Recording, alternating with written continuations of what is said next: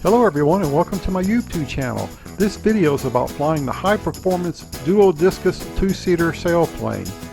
We flew 345 miles and this is our mentoring program, which means you get to fly with an experienced glider pilot.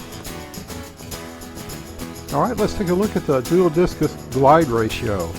And here it is, so that you can understand it. The Duo Discus has a 47:1 glide ratio.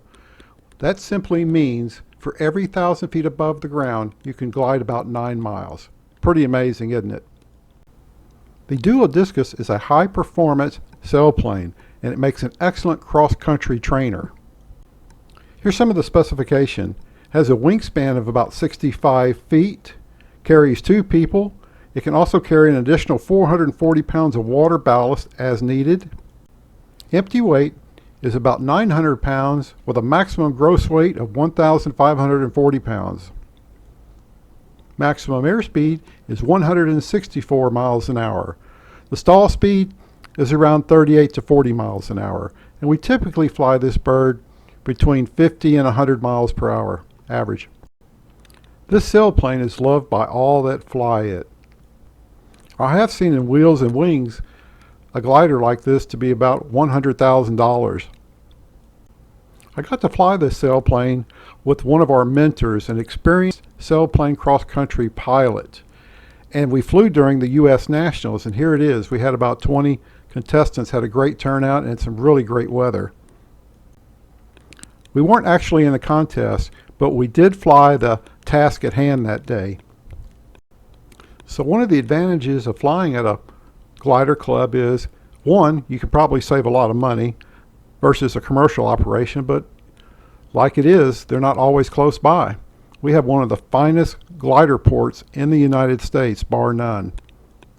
So when you get a minute, just look up texassoaring.org for more information on the glider club. Now here's the actual flight. Starting at the right hand top, that's TSA. We headed southwest 80 miles down to Gatesville. That was the first leg. The next leg was 97 miles headed northwest up to Mineral Wells. From Mineral Wells up there at the top, we headed southwest 68 miles to Comanche.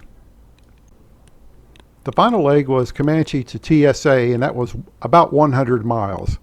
And it took us 5.3 hours to make the flight. This next image is the actual flight as shown on online contests that we use. And you'll notice it's not in a straight line. You'd think we'd fly from one point to another in a straight line, but not actually. We actually follow the clouds. This is the actual flight. Circled is TSA at the top. You'll notice that we're not flying in a straight line. You'd think, well, the best way to get from point A to point B would be in a straight line, but no, we actually use cloud reading. We follow the clouds. This next image is provided by OLC, shows that our average altitude was between 4,500 feet and 7,500 feet. At one point we actually got over 10,000 feet during the flight. Alright, let's take a look at this last image. I'm using a built-in GPS data logger and adding it to this video to make all these effects in real time. Starting at the bottom left, that's ground speed, not airspeed, so don't get that confused. GPS can only calculate ground speed. At the top left-hand corner, that's the actual flight to scale. And if you notice that little red triangle, that's actually the glider as you see it. Top left-hand corner is the actual flight time.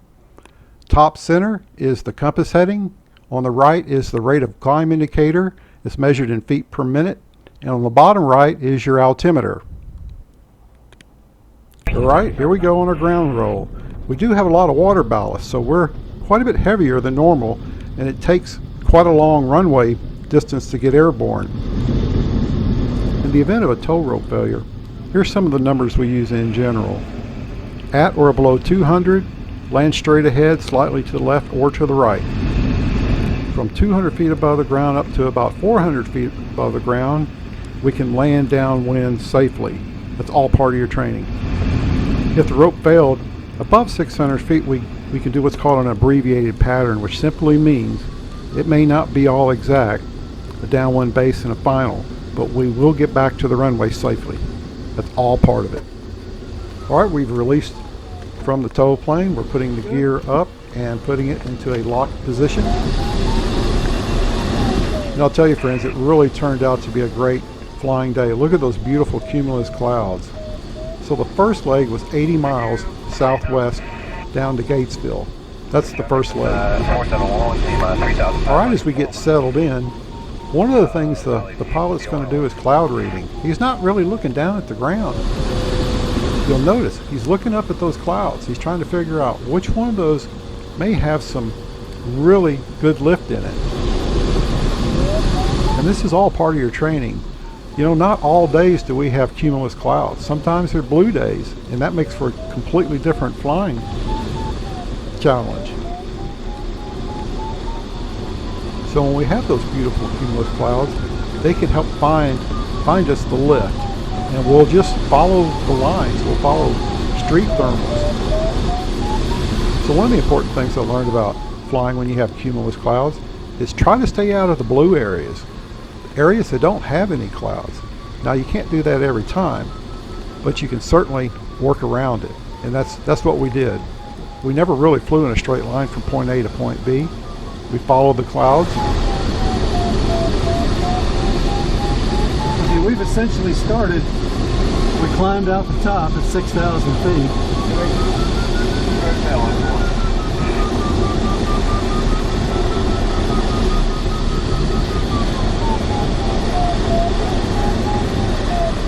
All right, now that we've reached our altitude, we're just going to set up in cruise mode and start working our way down to Gatesville, about 80 miles.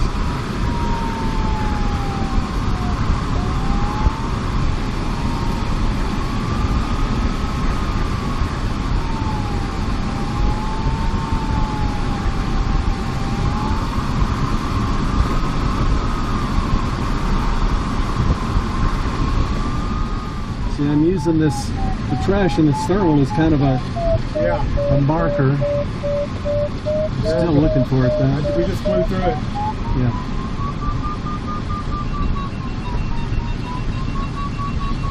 Traffic always below us. Two of them below us. That's not fair taking our thermal. There it is. That's cheating.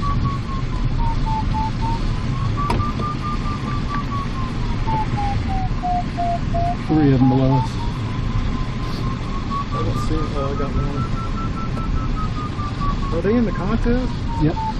They wouldn't be out here. Well, shoot, you've already caught up to them. Maybe. They might have started after us. But I don't think so. No, because we were the last. Well, no, we don't know.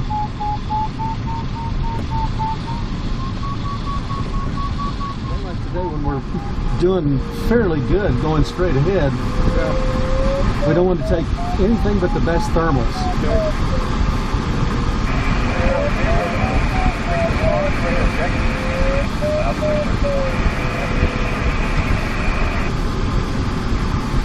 Okay, on the right hand side, that's Lake Whitney. And if you notice the little red triangle, it's about halfway to Gatesville. So maybe 40 miles, 45 miles to go.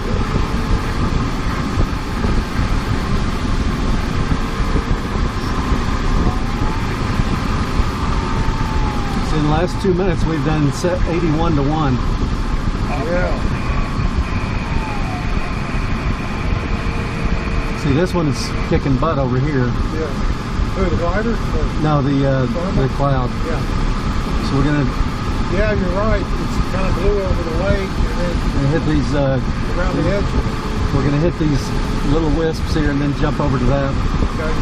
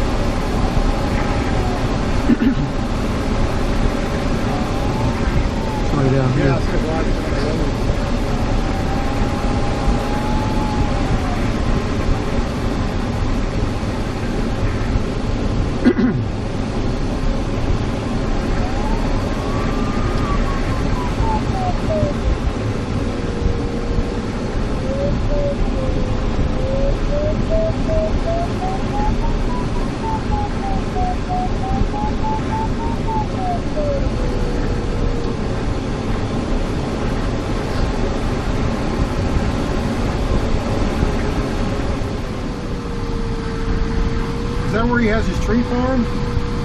That I don't know. I don't know about the tree farm. If it, Which George Bush is this from? this is the second. Okay.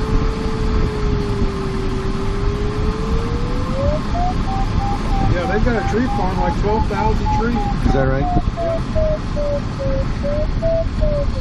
Oh, easy, you've already caught up to all these guys. Some of them. Assuming they started before us. Well, yeah. They had an hour start. Some of them.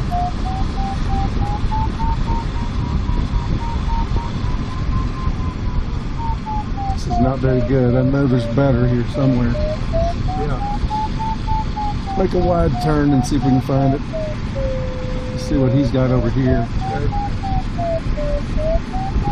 When you've had 10, it's hard to stop for 3. Maybe he has it over here.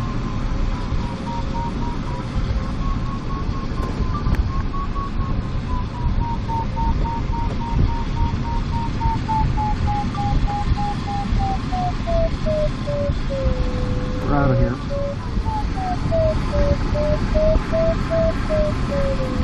Alright, this one over here's got some really good lift in it. Yeah. Okay, so now 12 miles out, I'm going to start looking at our next course line, which goes up just about like that. Alright. Kind of watching that.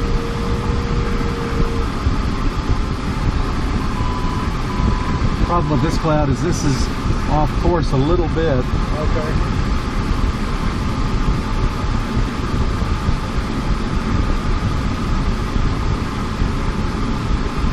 But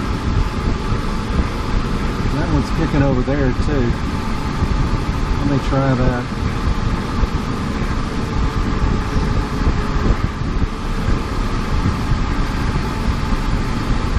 I like the looks of that, but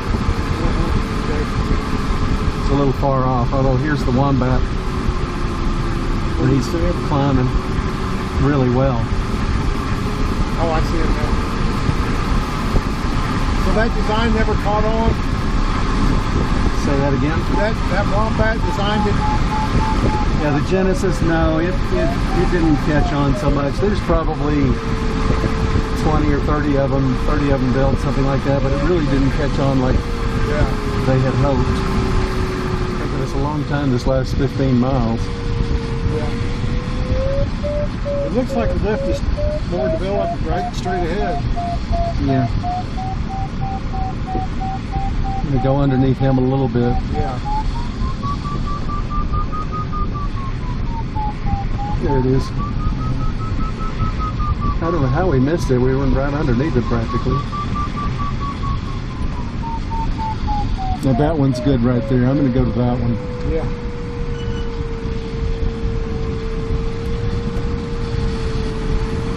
That one's a new one. It's going really well. That'll be a butt kicking thermal there. Got one straight ahead too. Yeah. But our course is over there. Oh, okay. Oh, I see. There it is. Feel it? Yeah. That's it. This is a good one. When you're showing, when it's doing 10 knots and you feel a surge like that, you know it's good. Like that. See, we're catching him like crazy. I don't know if he saw us. He should have right above us. He should have come right over to us. You never know what people are thinking. Yeah.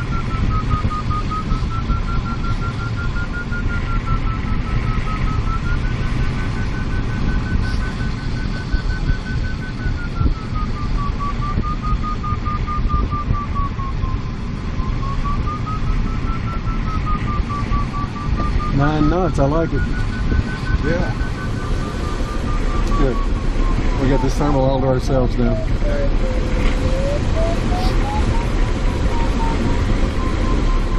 All right, if you notice a red triangle, we're headed on the second leg. Looks like we've gone about 15 or 20 miles, and we're going to mineral wells on this leg.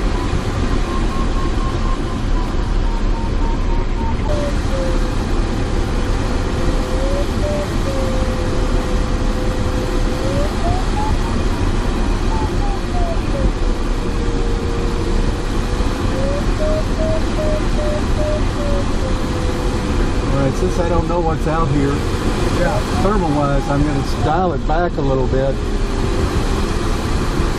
The speed. And I'm going to hit this cloud over here just for grins.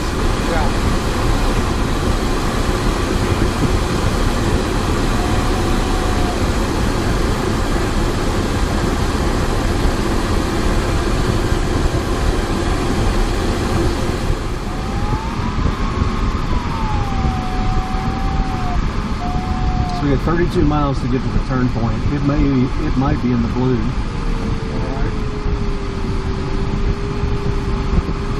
But that's the way it goes.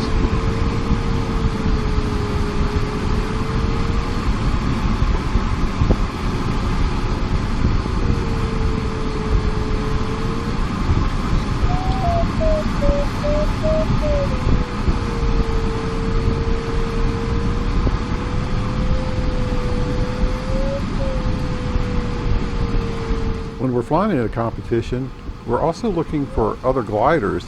They can help us find where thermals might be. And notice those high clouds we got as we approach mineral wells. I was thinking, wonder how that's going to affect the thermals. But did real good. Made it back.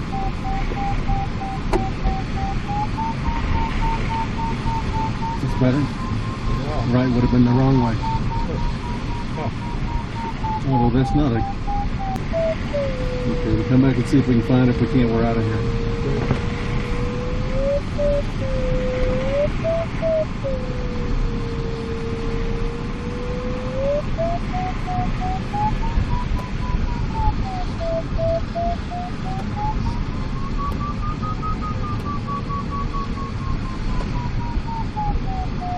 Not enough.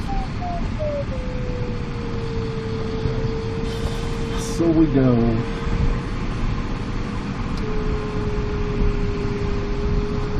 There's no doubt he's got the core in there somewhere.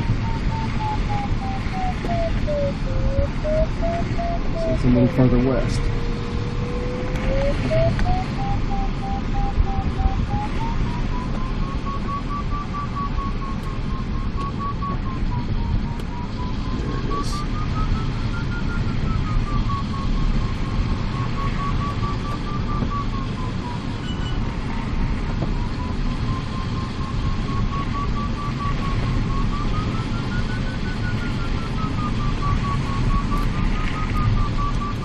All right, we're gaining some nice altitude now, over 8,000 feet. Looks like we're about 7 or 8 miles, maybe 10 miles to mineral wells at this time. And our flight time, if you look at it, 150 minutes, you know, roughly 2 hours at this point. Yeah. Good.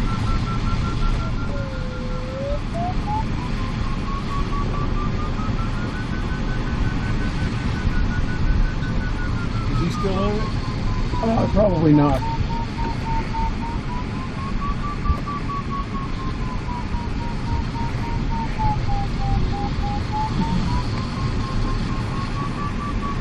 Do not see him. I don't see him.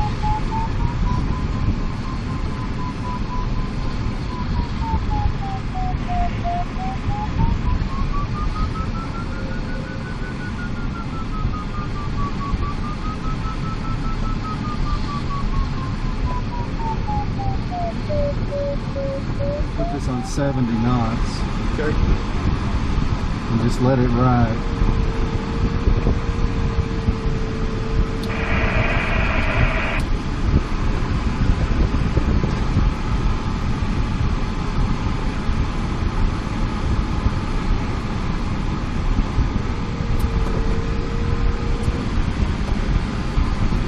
I'm thinking we're going to come out to that queue over there. A couple of queues.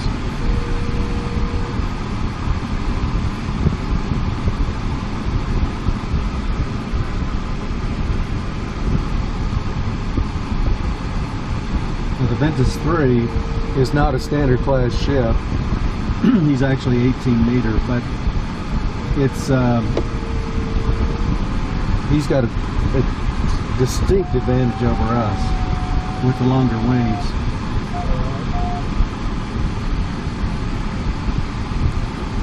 Pilot indicated flying at about 70 knots, but look at our ground speed, more like 97 miles per hour. So we have a fairly good tailwind at this point.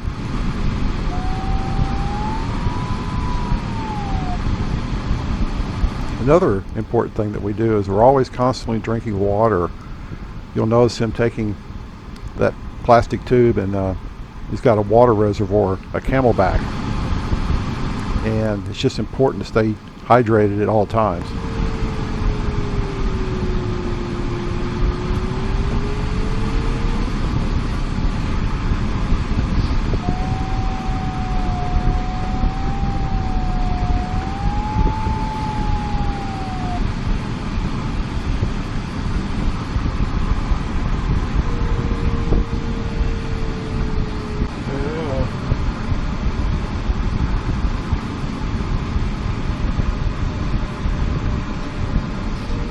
Got mineral wells made if you have to land? We're going to get to mineral wells with about 5,000 feet above the ground. I don't think we need to land there.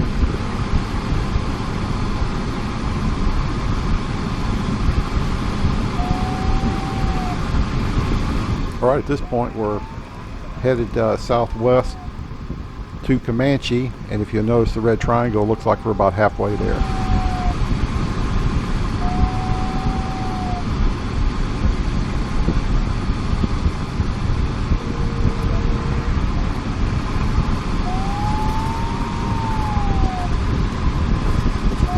Couldn't go, I have to wait longer. Okay.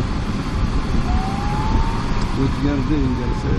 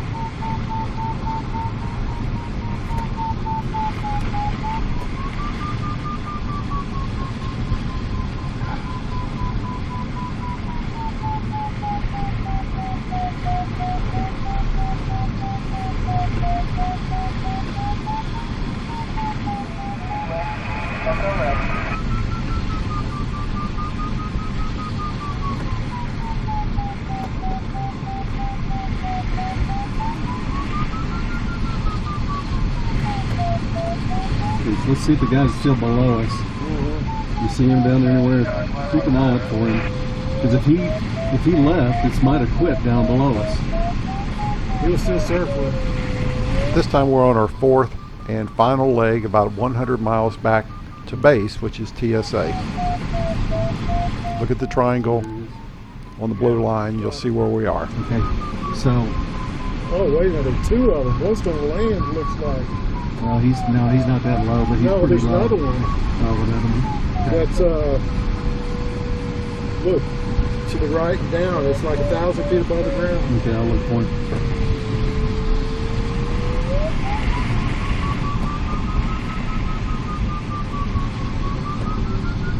Can't believe how strong this thermal is this late in the day. Yeah, we're not terribly late. Yeah, it's not 5 o'clock yet. Okay. Okay, we're going to get out of here and come back to that one. I got it marked on here. See what I got? I'm going to go tag this one over here first. Okay.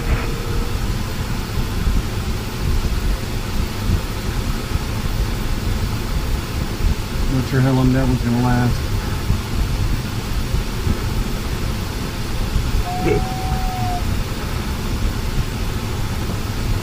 At this point, we still have about 60 miles to go to get to base, and you'll notice we're flying over this large blue area. Getting lower, I had to It's put in just my ears. the way it is sometimes.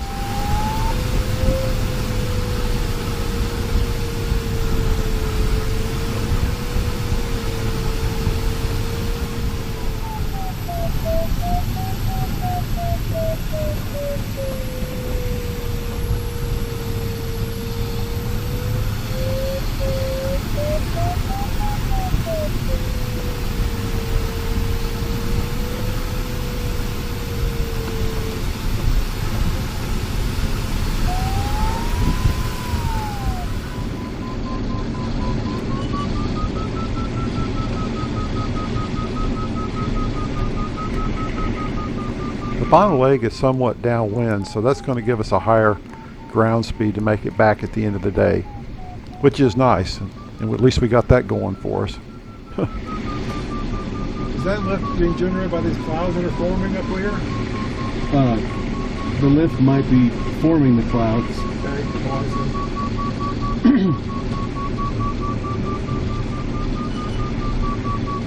So we need 1,600 feet more.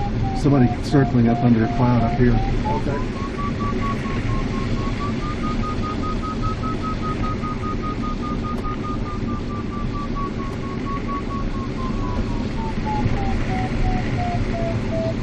You'll notice our time being about 281 minutes, which is about 4.6 hours into the flight.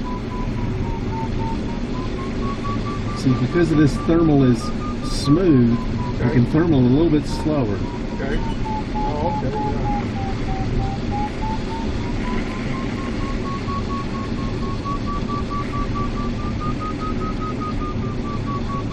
I'm liking this a lot.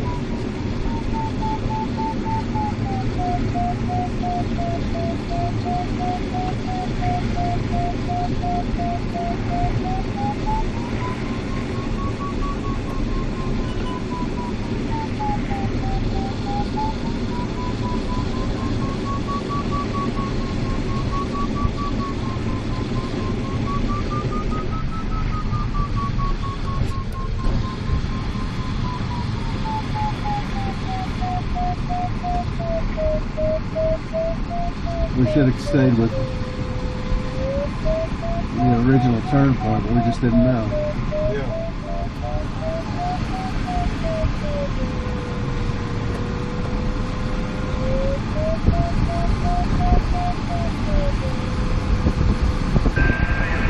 This one's still doing good. Okay, yeah.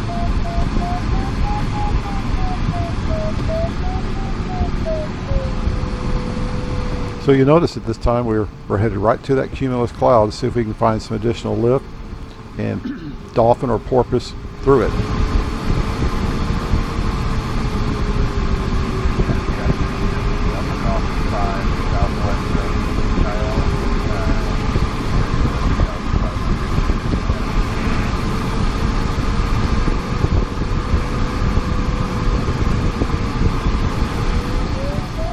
I'm just amazed this late in the day we're at 9,000. Yeah.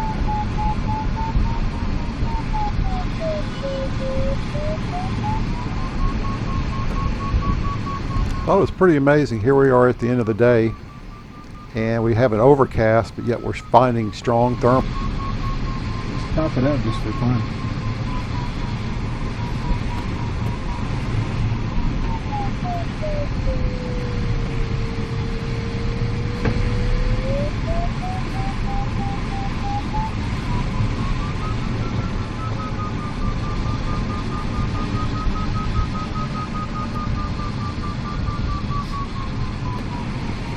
Think we can get 10? We're at, what, 9.3? Well, I don't know, you know, my altimeter wasn't set on takeoff, so I could be wrong.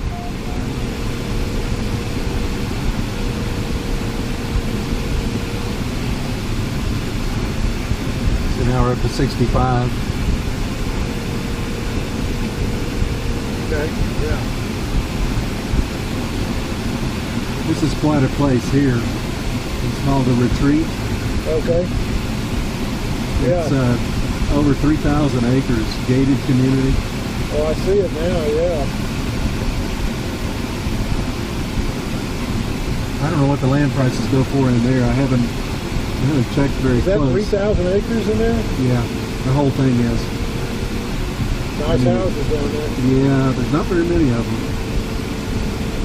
Oh, they got a golf course too. Yeah, all of that. Oh yeah, I see the clubhouse.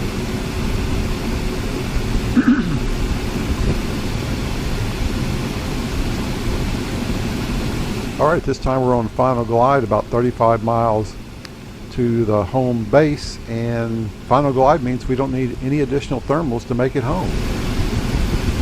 Gotta like that.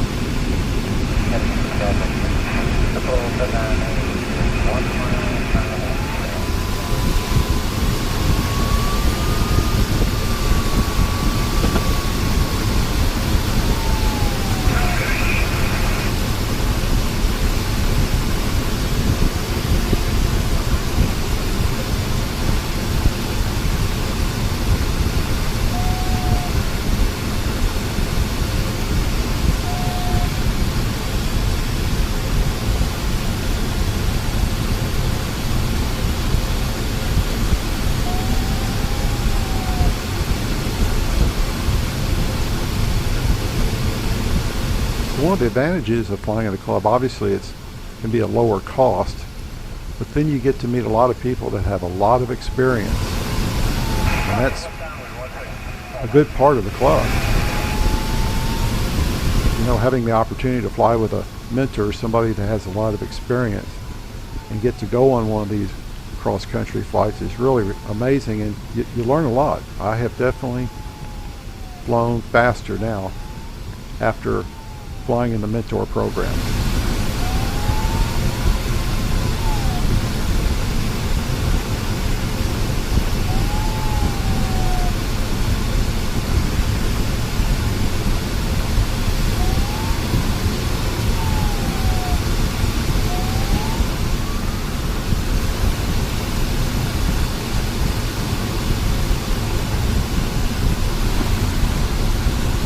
Birds down there. The birds didn't help us much today, did they? Oh, they did not. That's too bad.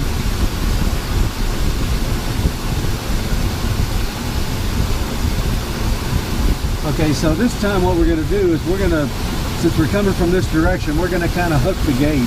Okay.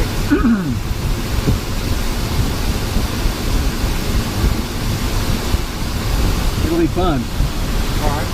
It'll be different from what we normally do.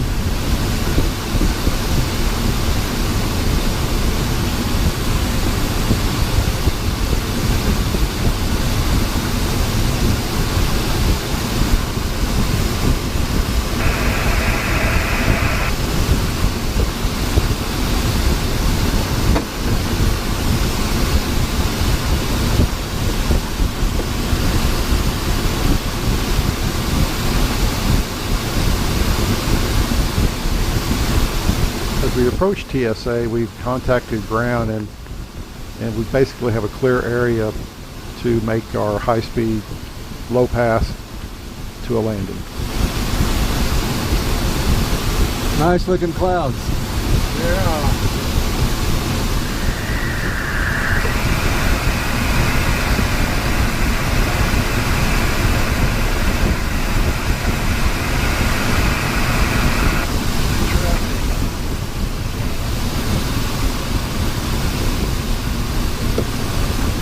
Gear down.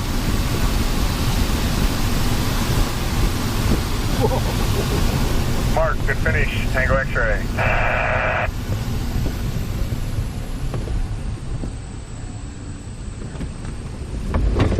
Gear down. Yep. Gear down in the lock. Yep. We're all good. That was really great. Still dumping water? Yeah, we are. That's good. Good. Okay. Left there. You got a plane to. Yeah, he's headed out. He's going to go to retrieve somebody. Oh, okay.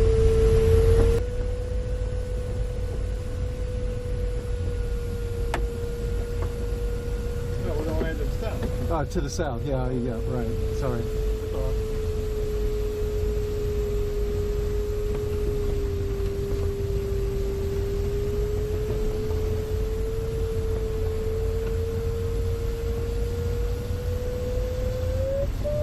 was fun. Yeah, it was a blast. And I don't charge extra for that. You got to pull up, climb in the thermal, and then leave again. Yeah, well, I could have. Right there, honestly. Yeah, I saw it.